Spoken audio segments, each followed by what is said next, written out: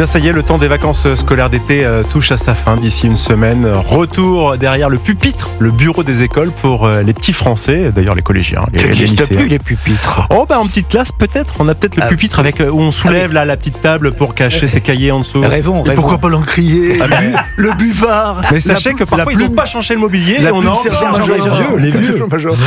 Vincent Roy, Joseph Massescaron, dans une semaine donc c'est la rentrée scolaire. J'aimerais vous faire revenir sur cette une du JDD, le grand décrochage, la couverture du journal du dimanche, le déclin de l'enseignement français avec un élève sur 4 en classe de 6e qui a de graves difficultés de compréhension. Question toute simple, selon vous, pourquoi laisser passer des enfants de classe en classe qui n'ont pas le niveau ? Moi, c'est une grande question que je me pose.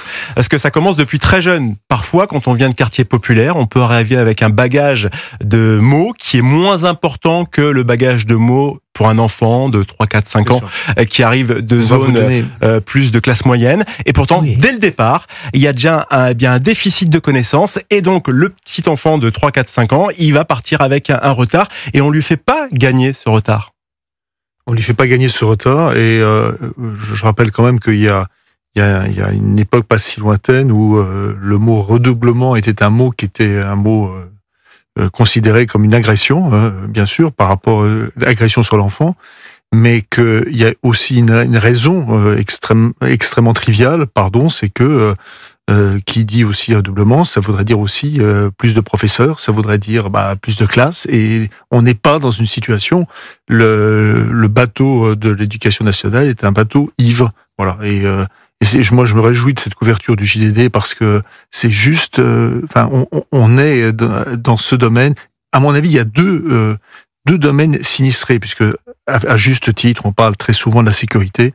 C'est normal. On parle du quotidien des Français, du niveau de vie économique, mais il y a deux domaines extrêmement sinistrés. C'est l'éducation nationale et le logement en France. Voilà, deux grands énormes problèmes. L'éducation nationale, c'est le premier. C'est le premier parce que on voit que, d'abord, regardez simplement la liste des ministres de l'Éducation nationale qui se sont succédés à une vitesse qui est une vitesse incroyable. Ils ont même pas le temps de... Aussi dissemblables les uns que les autres. Aussi dissemblables les uns que les autres. Vincent Roy a raison de les faire remarquer. Quel rapport entre, n'est-ce pas, monsieur Blanquer et Papendiaï. C'était... Et puis ensuite, après, nous avons le droit... je veux dire, au secours, c'est là-dessus. Et en fait, sur l'éducation nationale, il y a des éléments qui sont des éléments... On ne comprend pas, on ne veut pas comprendre que aujourd'hui,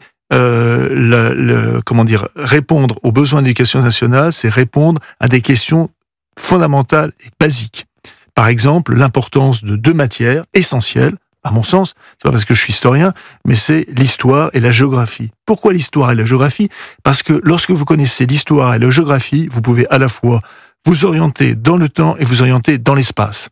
Et ça, pardonnez-moi, c'est constitutif. Vous constituez une personne. Alors après, évidemment, on vient se demander comment se fait-il que ces personnes soient désorientées ? Ils sont désorientés justement parce qu'ils n'ont plus aucun point de repère, que ce soit dans le temps ou que ce soit dans l'espace. Mais tout ça, il y a des raisons de bon sens, bien sûr, appliquées et qui ne le sont pas. C'est une catastrophe. Quand on voit, par exemple, là, maintenant, on va partir sur l'IA. Et moi, je vais vous dire quelque chose. On va en parler dans un instant. Une question, juste une intervention sur l'IA. L'IA, c'est très simple. L'IA, en fait, contrairement à ce qu'on peut penser, c'est la revanche des littéraires. C'est la revanche absolue des littéraires. C'est ce que me disait un ami, Laurent Nunez, l'écrivain, pas le préfet, excellent écrivain par ailleurs, mais c'est ce qu'il me disait. Il me disait, c'est la revanche du littéraire. Il avait raison. Pourquoi ? Parce que lorsque vous êtes par rapport à ChatGPT, par rapport à tout ce que vous voulez, Grok, tout ça, la manière dont vous allez formuler la question, dont vous allez poser la question, les mots que vous allez choisir, la problématique, c'est ça qui va vous donner, en effet, qui va vous permettre d'avoir le meilleur instrument possible, parce que c'est d'abord un instrument formidable. Voilà, parce que vous le voyez comme un accompagnant, tandis que la jeunesse, elle le voit comme un exécutif qui fait pour elle. Non, pas du tout. Pardonnez-moi. Je suis enseignant, je peux vous dire que quand je travaille avec mes jeunes, parfois, ils me donnent des devoirs tout faits et ils sont très contents de pouvoir, comme ça, faire du flanc. Mais ils savent maintenant, ils savent quand même. Maintenant, pardonnez-moi. Oui, bien sûr, mais ils savent maintenant que ça se voit. Ça se voit, c'est-à-dire que c'est très simple. Vous reprenez les devoirs qu'ils ont fait avec l'IA, vous le remettez sur ChatGPT et vous avez évidemment les personnes au secours. Et c'est pour ça qu'au lieu de mettre l'IA dans toutes les écoles au niveau collège, lycée, et c'est très bien de l'accompagner, d'accompagner les jeunes avec ça, mais ce qu'il faudrait aussi peut-être également, c'est leur donner la façon de pouvoir raconter. C'est l'oralité qui va être liée à ça. C'est pour ça que maintenant les professeurs accompagnent plus les enfants, leur demandant de pouvoir raconter ce qu'ils lisent et ce qu'ils apprennent. Le paradoxe pour l'IA, je vais vraiment aller très très très très loin. C'est-à-dire qu'en fait, l'IA justifie qu'on revienne au latin, au grec. Oui, histoire, géographie, latin, grec. Non, mais latin, grec. Ça justifie qu'on revienne au latin grec. Mais voilà, ce que dit Joseph, revenons, si l'on veut sauver quelque chose de l'école, revenons effectivement aux fondamentaux, c'est-à-dire connaître l'histoire de son pays. Connaître l'histoire, c'est connaître sa propre histoire, c'est connaître là où on vient, c'est avoir effectivement des repères. Pour la géographie, savoir où l'on se situe, à quelle place on est sur le territoire. C'est des choses fondamentales, si simples, si basiques. Les gens ne voient même pas, pardon Vincent, mais les gens ne voient même pas la ville dans laquelle ils habitent. Non. Ils sont incapables d'avoir une vision globale de la ville dans laquelle ils sont. Il faut qu'ils aient recours à Waze. C'est absolument étonnant. La facilité. De la même manière, le vocabulaire, c'est avant tout la manière que vous allez avoir d'exprimer vos sentiments. Lorsque vous êtes devant un patron pour un emploi, par exemple, plus vous avez de vocabulaire, plus vous allez pouvoir lui dire exactement ce que vous voulez, pourquoi, dans quel domaine vous vous sentez le mieux, etc., etc., etc. J'en passe et des meilleurs. Revenir aux fondamentaux. L'école a perdu ses fondamentaux. Il faut aller voir ce qui se passe notamment dans les programmes. La réinvention constante, alors pour le coup, dans les programmes scolaires, de l'histoire. Là, il y a une réinvention. Voilà, tout est devenu si politique, si idéologique que on en a perdu ce qui fait la substance même de l'apprentissage de l'école, c'est fondamentaux, et c'est les fondamentaux qu'on perd.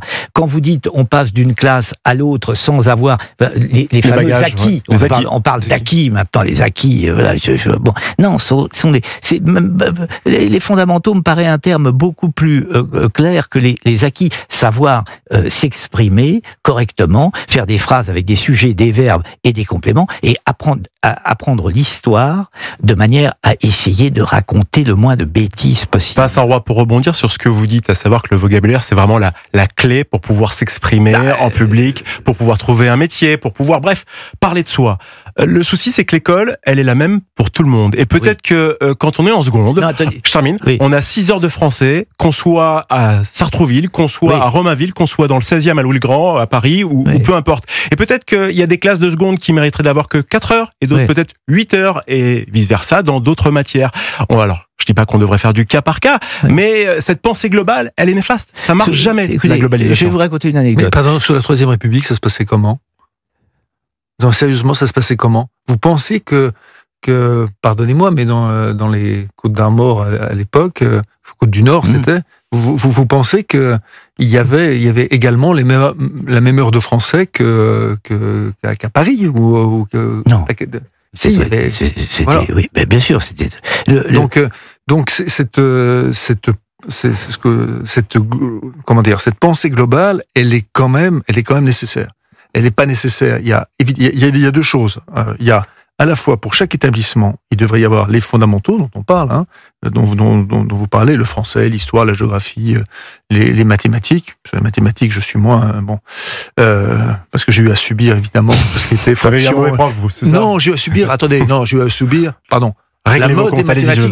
La mode, cette plaisanterie des mathématiques modernes. Ah oui, cette plaisanterie absolue des mathématiques modernes. Je vais en faire la parenthèse. Donc, mais ça dit juste. Mais il y a ça, et puis il y a aussi pour un établissement, il y a un projet pédagogique. Car à l'origine, tout le monde vous dira que dans l'éducation nationale, vous savez bien, il y a la communauté éducative et le projet pédagogique. Ça marche sur 2 jambes. Est-ce que je vais être un tout petit peu long, je suis désolé encore. Il y a 2 nous reste points. 2 minutes. Donc alors, je vais être rapide, le plus rapide possible. Il y a 2 points qui ont menacé l'école et qui ont fragilisé l'école. Le premier, c'est celui des petits hommes gris, dont très souvent Pascal Praud parle à l'antenne, des hauts fonctionnaires ou autres, qui ont vu en fait l'école comme un produit. Et comme c'était un produit, il y avait des coûts, il fallait évidemment ratiboiser ces coûts, et à ce moment-là, on a créé une nouvelle couche de fonctionnaires intermédiaires pour contrôler. Et ça c'est vraiment la catastrophe. C'est une vision catastrophique. Le deuxième, ça vient des parents d'élèves qui ont considéré qu'ils étaient des clients de l'école. Et ces deux meules qui sont le produit, l'école conçue comme produit, et l'autre, les clients, eh ben, l'école à côté, je suis désolé, a été écrasée, et ça fait des décennies qu'elle est écrasée. Et pour rebondir sur ce que vous dites sur les parents qui pensent que l'école, justement, ils sont clients de l'école, oui. Il y a le vice-président du syndicat national des lycées, écoles et du supérieur qui s'est exprimé aujourd'hui sur CNews. Pour Maxime Repère, l'un des problèmes de l'éducation nationale, c'est qu'on demande aux profs d'élever les enfants des autres. Voilà. Oui. C'est ça. C'est exactement alors qu'à l'école, on est là pour apprendre. Voilà. On est là pour apprendre. Vous savez, on est là pour enseigner, pas pour élever. Hein. Oui. On fait pas de l'élevage. Voilà.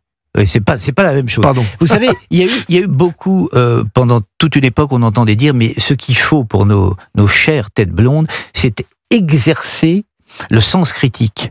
Mais le sens critique, si vous ne savez pas écrire, si vous ne connaissez pas votre histoire, si vous ne connaissez pas votre géographie et que vous ne savez pas vous exprimer, comment allez-vous exercer le sens critique? Donc on en revient à ce qu'on disait au départ, pensez à ne pas faire forcément passer les élèves de classe en classe s'ils n'ont pas les bagages nécessaires. Pour ça, faut-il encore avoir du personnel.